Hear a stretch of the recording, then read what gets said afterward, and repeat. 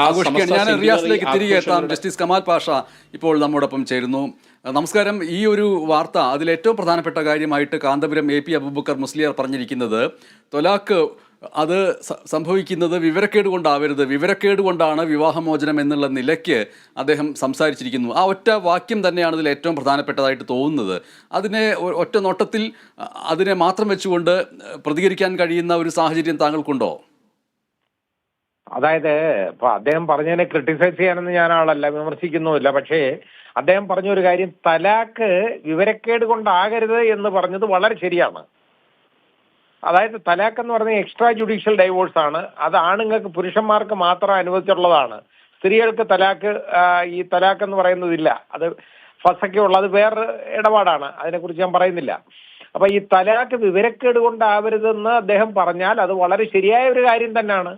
കാരണം തലാക്ക് വിവരക്കേട് കൊണ്ടാവാൻ പാടില്ല. തലാക്ക് ചെല്ലുന്നതിന് മുമ്പ് എല്ലാ കാര്യങ്ങളും ആലോചിച്ചിട്ട് വേണം തലാക്ക് ചെല്ലാനായിട്ട്.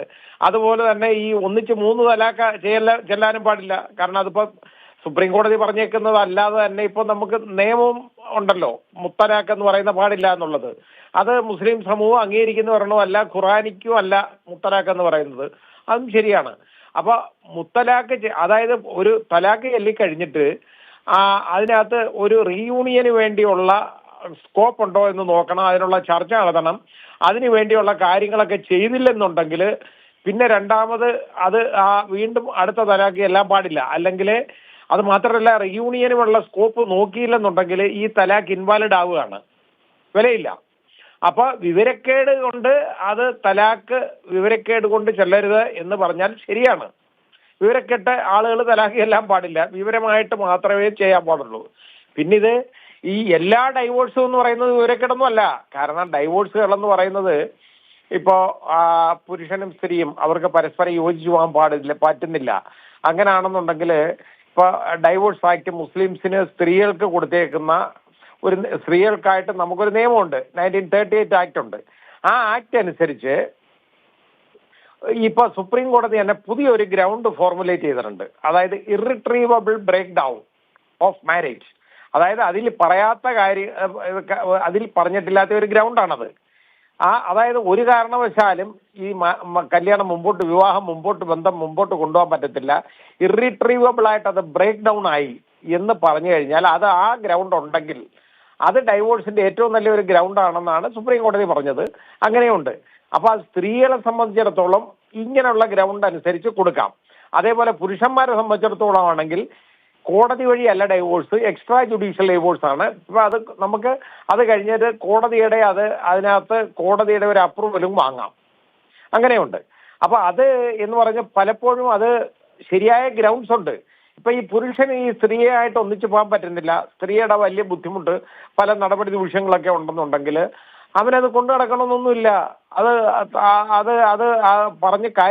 ശരിയായ കാര്യം പറഞ്ഞ് എല്ലാവരെയും ബോധ്യപ്പെടുത്തി 2 സാക്ഷികളുടെ മുമ്പിൽ വെച്ച് തലാക്കില്ലേ മതി. അല്ലെങ്കിൽ ആ സ്ത്രീയെ ഉണ്ടെന്നുണ്ടെങ്കിൽ സ്ത്രീയുടെ മുമ്പിൽ പറയണം.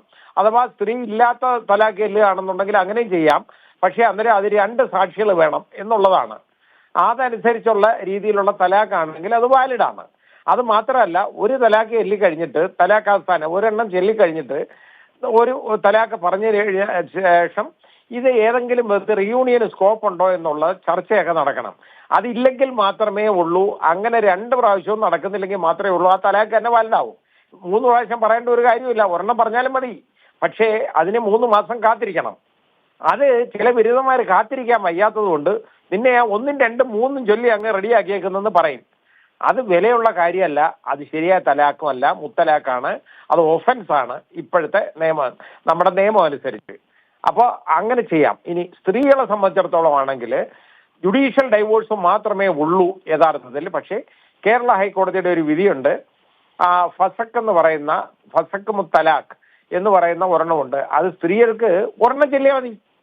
പുരുഷന്മാർക്ക് 3 എണ്ണം വേണമല്ലോ, സ്ത്രീകൾക്ക് ഒരെണ്ണം മതി. അപ്പൊ അങ്ങനെ സ്ത്രീകൾക്ക് അങ്ങനെ ഒരെണ്ണം അനുവദിച്ചു കൊടുത്തിട്ടുണ്ട്. അപ്പൊ അതുകൊണ്ട് അത് കാരണം അത് ഇപ്പൊ കേരള ഹൈക്കോടതി അത് അങ്ങനെ പറഞ്ഞേക്കുന്നത് ഇതിപ്പോഴും അത് നിലവിലിരിക്കുകയാണ്. അത് ഇതുവരെ നള്ളിഫൈ ചെയ്ത് പോയിട്ടില്ല. അതിനകത്ത് സുപ്രീം കോടതിയുടെ എതിരായിട്ടുള്ള തീരുമാനങ്ങളൊന്നും ഉണ്ടായിട്ടില്ല. അതില്ലാത്തത് വരെ ആ കേരള ഹൈക്കോടതിയുടെ ആ വിധി നിലനിൽക്കും. അപ്പോൾ സ്ത്രീകൾക്ക് ഫസക് എന്ന് പറയുന്ന എക്സ്ട്രാ ജുഡീഷ്യൽ ഡൈവോഴ്സ് ഇപ്പോഴത്തെ നിലയ്ക്ക് പോസിബിൾ ആണ്. അതാണ് കാര്യം.